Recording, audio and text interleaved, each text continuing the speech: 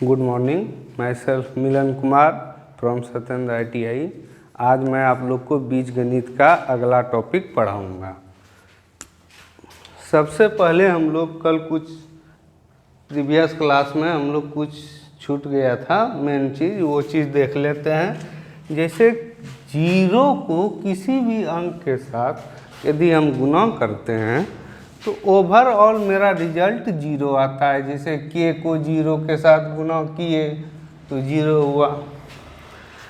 मान लीजिए जीरो को कोई भी अंक है, इसके साथ अगर गुणा करते हैं तो जीरो होता है। जैसे 25 है, 25 को जीरो के साथ किए तो जीरो, अगर जीरो में 25 से गुणा किए तो मेरा रिजल्ट जीरो होता है। ठीक इसी प्रकार भाग के केस में यदि हम जीरो में किसी भी संख्या से भाग देते हैं तो मेरा रिजल्ट जीरो होता है। लेकिन किसी संख्या में यदि जीरो से भाग देंगे तो हमारा रिजल्ट इन्फिनिटी होता है, अनंत। एक एग्जाम्पल देख लेते हैं। यदि 25 है, 25 में हम अगर जीरो से भाग देते हैं तो ये मेरा इन्फिनिटी होता है। और इसके उल्टा अगर जीरो में 25 से भाग देते हैं तो ये आंसर हमारा जीरो होता है। एक और चीज़ देख लेते हैं।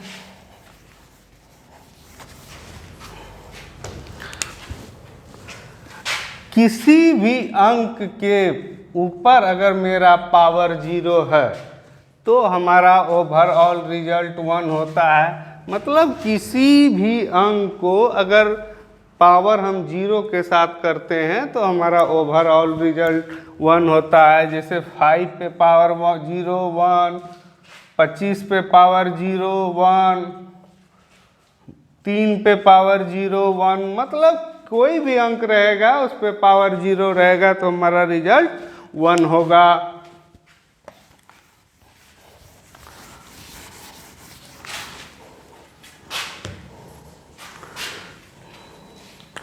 अब हो गया बहुपद, पॉलिनोमियल।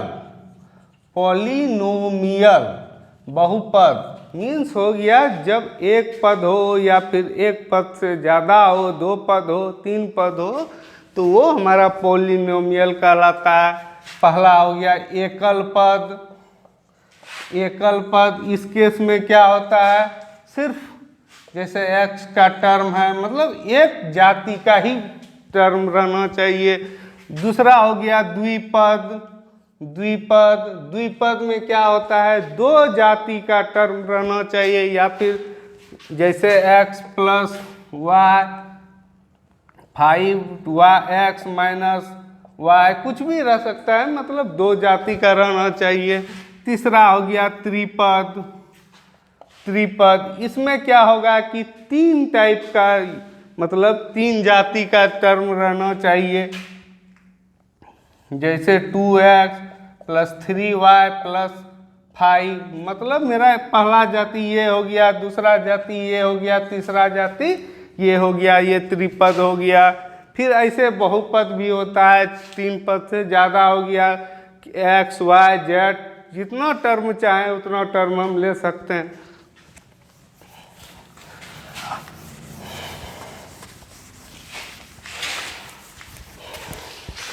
अब बहुपद का हम एक दूसरे के साथ जोड़ना, घटाना, गुणा करना और भाग करना इस क्लास में हम सीखेंगे। जैसे मान लीजिए 2 बहुपद मेरे पास है, एक x है, x प्लस 5 है, और दूसरा बहुपद है मेरा y। तो एक दूसरे के साथ 2 पद को जोड़ना है। सबसे पहले जोड़ना सीखेंगे।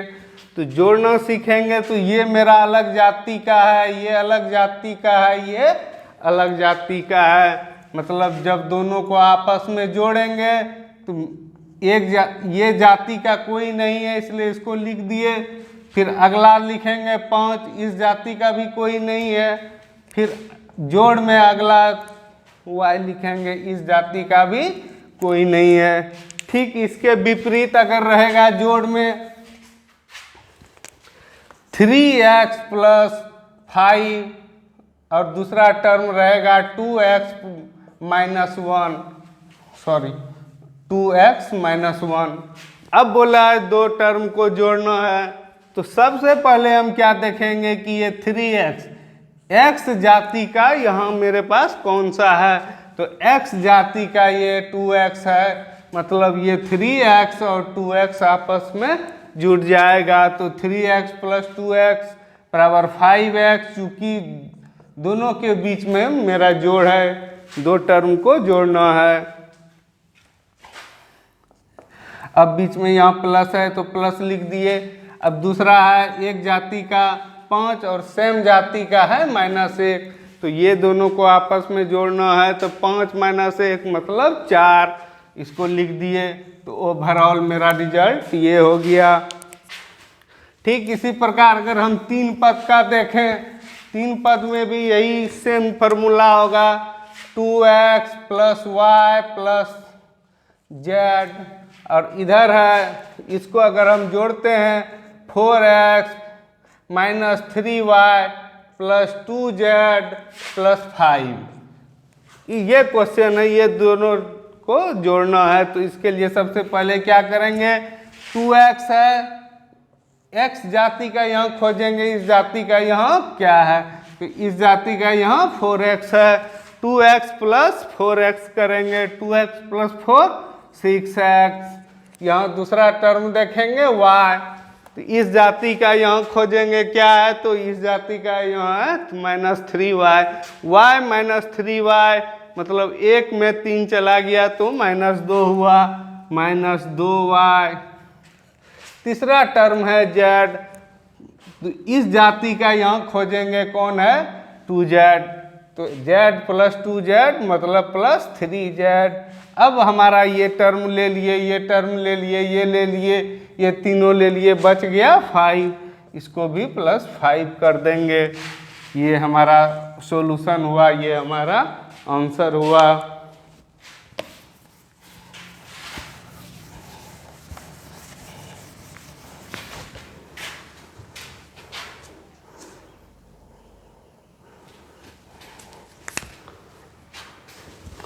फिर एक एग्जाम्पल और देखते हैं, 4x square plus 2x plus 3, और इसको प्लस करना है 6x cube plus 4x square plus 3x plus 1। तो इस केस में क्या होगा, सबसे पहले ये टर्म और इस टर्म को जोड़ना है। तो यहाँ पे हम देखते हैं कि एक मेरा 3 पद का है, एक मेरा 4 पद का है। तो सबसे पहले देखते हैं कि हाईएस्ट पावर वाला कौन सा है, तो हाईएस्ट पावर वाला मेरा है 6x क्यूब। इस चीज़ में x क्यूब वाला टर्म नहीं है, इस चीज़ में सिर्फ x क्यूब वाला है। तो इसको अलग से, इसको सबसे पहले लिख देंगे क्योंकि ज़्यादा पावर है, इसको लिख दिए, फिर प्लस लिखे। फिर देखें कि 4x स्क्वायर है, इस जाति का इसमें खोजेंगे, इसका इससे खोजें, इस जाति का इसमें खोजें या इस जाति का इसमें खोजें, कोई फर्क नहीं पड़ता है जोड़ में। अब इसमें इसको जोड़ना है, तो अब देख रहे हैं कि x स्क्वायर जाति का यहाँ है 4x स्क्वायर और यहाँ भी है 4x स्क्वायर, तो 4x square plus 4x square 8x square.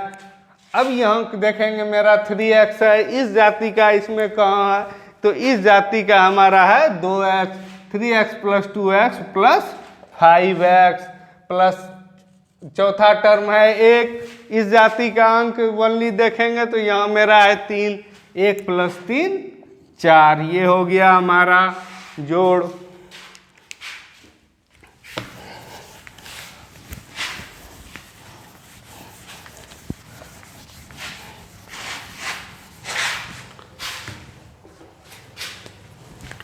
अब घटाव के केस में कैसे देखते हैं, मान लीजिए 4y प्लस 3x प्लस 2 है, इसमें घटाव करना है 2y plus 5x plus 1।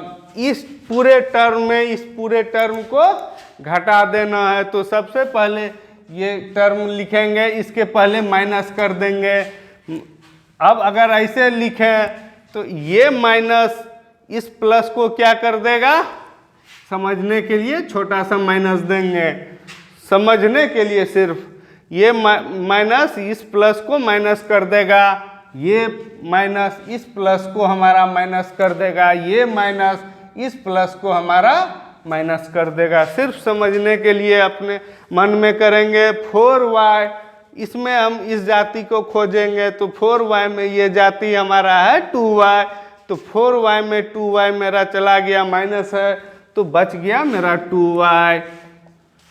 Plus 3x है, इसमें हम घटाएंगे 5x को, तो 3x माइनस 5x मीन्स हो गया माइनस 2y, चूंकि निगेटिव साइन ज़्यादा है। अब बच गया 2 में मेरा 1 जाएगा तो यहाँ प्लस 1 हो गया।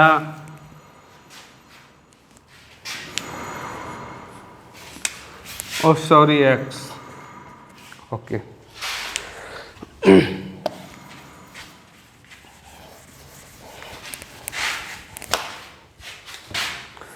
अब आते हैं फिर सेम एग्जांपल, दूसरा एक देखते हैं। जैसे हमारा है 4x प्लस 3, इसमें हमको माइनस करना है 6x³ plus 3x² minus 2x plus 5।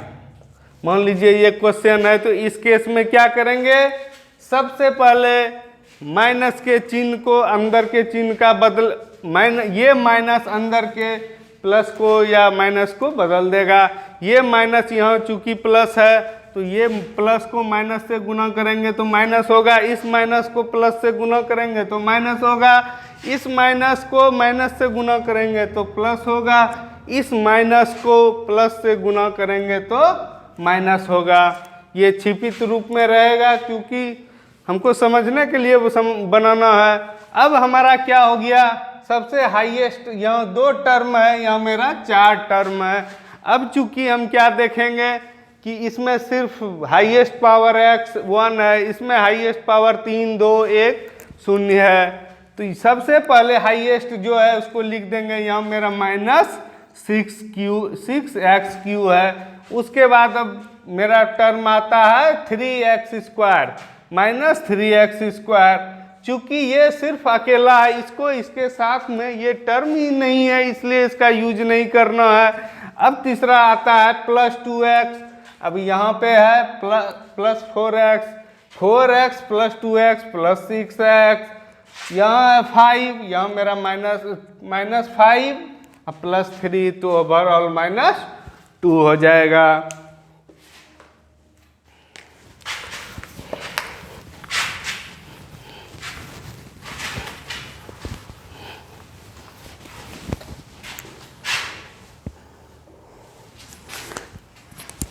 ठीक इसी प्रकार अगर गुना का देखना है 4abc, इसको गुना करना है 3xbz।